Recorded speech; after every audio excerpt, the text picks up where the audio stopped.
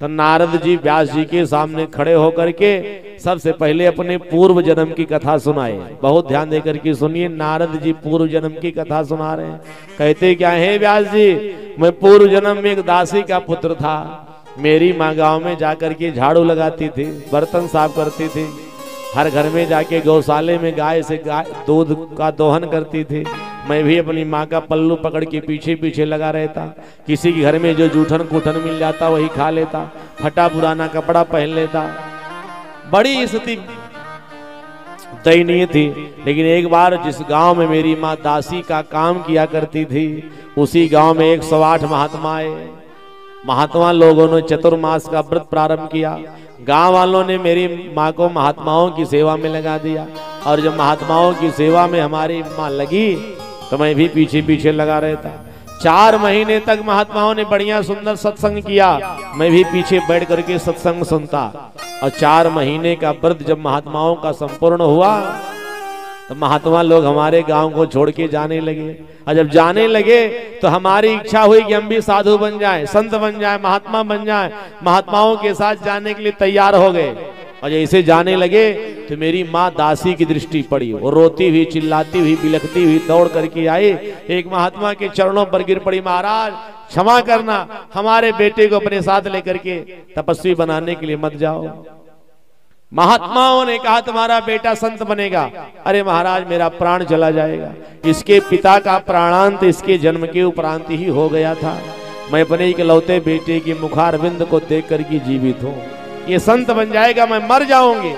संसार की सबसे बड़ी विषम परिस्थिति यही है। हर माता पिता यही चाहते हैं कि मेरा बेटा बढ़िया सुंदर शिक्षा ग्रहण करके बढ़िया इंजीनियर बन जाए, बढ़िया डॉक्टर बन जाए। परिवार राजनीति क्षेत्र में है तो हमारा बेटा बहुत बड़ा राजनेता बन जाए। परिवार व्यापार क्षेत्र में है तो हमारा बेटा बहुत बड़ा व्यापारी बन जाए। हर माता पिता की इच्छा होती है। लेकिन संसार सागर में ऐसे माता पिता दुर्लभ हैं जो ये चाहते हो कि मेरा बेटा दुनिया का सबसे बड़ा संत बन जाए। बोली भक्तवत्सल भगवान की। किसी का बेटा संत बन के आ जाए तो ये माताएं, अरे महाराज हमारा घर धन्य हो गया। लेकिन इनसे कह दो कि आप ही अपने बेटे को साधु बनाओ, संत बनाओ, अयोध्या भेज दो। तो ऐसे माता पिता संसार सागर में बड़े दुर्लभ हैं। बोली भक्तवत्सल भगवान की जय। नारद जी की माँ ने रोना जब प्रारंभ किया तो नारद जी कहते पूर्व जन्म में मैं दासी का बेटा था। मेरी माँ की रुदन को देख करके महात्माओं ने मुझे अपने साथ ले जाने से मना कर दिया। मैं अपनी माँ के साथ रुक गया। एक दिन मेरी माँ एक गृहस्थ के यहाँ प्रतिदिन सुबह ब्रह्म मुहूर्त में 4 बजे जाकर के गाय से दूध निकालती थी। मेरी माँ गोदोहन के लिए गई और जैसे गोदोहन के लिए गौशाले में प्रवेश किया तो गौशाले के मेन दरवाजे पर अंधेरी रात्र में एक सर्प बैठा था। मेरी माँ की दृष्टि सर पर नहीं पड़ी।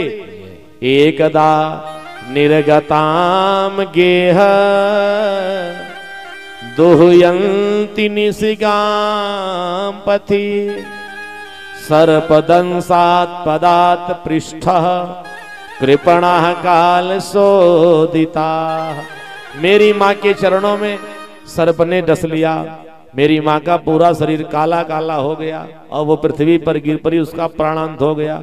गांव वाले ने मुझे बुलाया, दासी की बेटे को बुलाओ। मैं लौट के आया, देखा क्या मेरी माँ मर गई थी।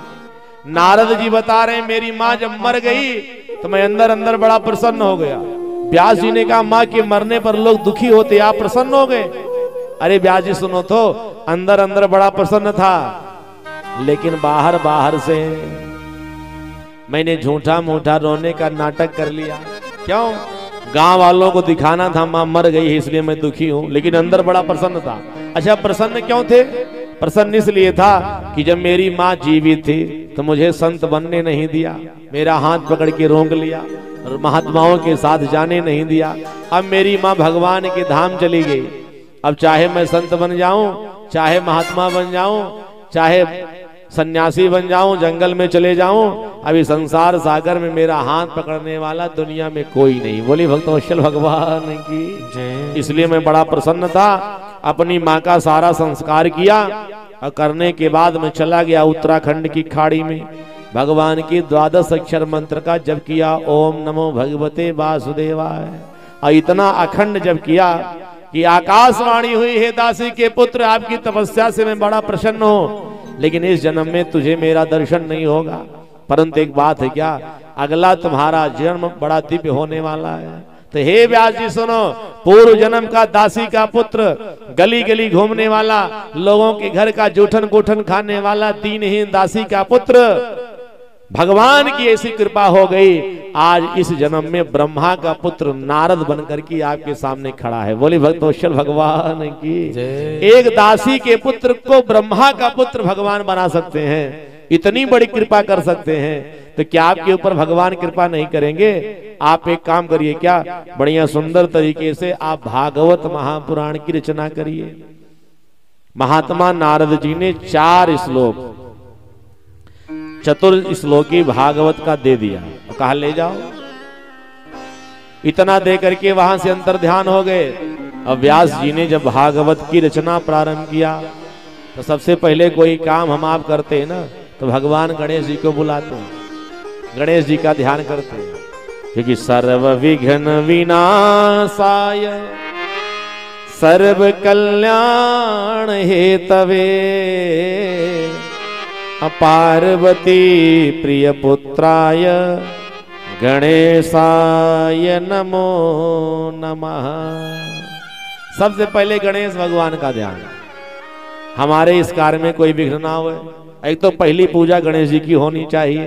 तो गणेश भगवान का जैसे व्यास जी ने ध्यान किया, तो सामने आकर के गणेश भगवान प्रकट हो गए। बोलिए गणेश भगवान की। और गणेश भगवान ने व्यास जी से कहा, सुनो, आप जो भागवत की रचना करने जा रहे हो ना, इसमें मैं कुछ सहयोग करना चाहता हूं। क्या सहयोग करोगे? भागवत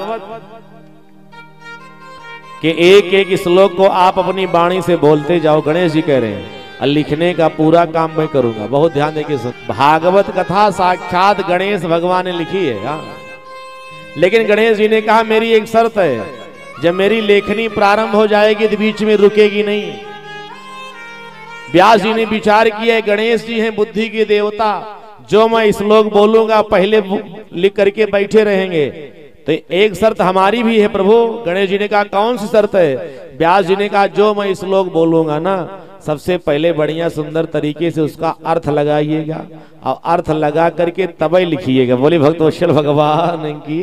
केवल लिखना नहीं है, अर्थ समझ करके तब लिखिए। एक दूसरे ने दूसरे की शर्त मान ली, और बढ़िया भागवत का एक एक अद्भुत अद्भुत श्लोक व्यास जी बोलते गए, और गणेश भगवान अपनी लेखनी से भागवत ग्रंथ को लिखते गए। और जब भगवान गणेश जी बोलने से पहले श्लोक लिख करके बैठे रहते, तो व्यास जी ने क्या किया, इतना कठिन कठिन दुस्तर दुस्तर श्लोक बोलना प्रारंभ किया कि अब भगवान गणेश जी को भागवत कथा के एक एक श्लोक का अर्थ लगाने में 4-4 घंटे लगने लगे।